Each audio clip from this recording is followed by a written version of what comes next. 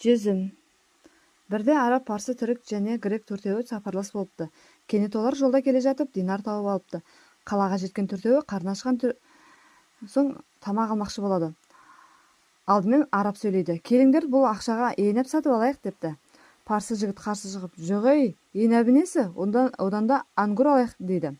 Түрік жолаушы, жігіттер, біз шөлдеп келеміз, мұндайда üzümнен дұрысы жоқ депті.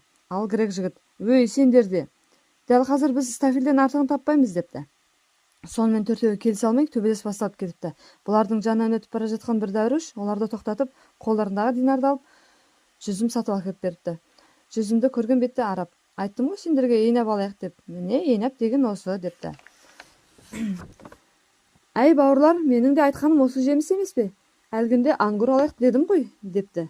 Таңғалып, түрік болса шаттанып, осылай шөлдеген кезде üzüm таптырмас шөлбасар десем сенбейсіңдер деп бір жүзімді аузына салыпты. Мен әлгіден бері стафил деп қақсадым, енді құп көрмеп едіңдер, енді келіп стафилді мақтап отырсыңдар депті грек ренжіп. Сөйтсе бәрі жүзімді меңзеген екен. Әрқайсы өз тілінде айтқаны болмаса, бәрінің айтып отырғаны бір нәрсе екенін білмеді. Әй дәруіш, кейбір адамдардың тәңірі жайлы кеңірдек жыртып дауласқаны төрт жолаушының жүзімге таласқан мысалын еске түсіреді. Жүзімді қалай атасаң да, ол атауына қарай өзгеріп кетпейді. Ол сол қалпын сақтап тұра береді.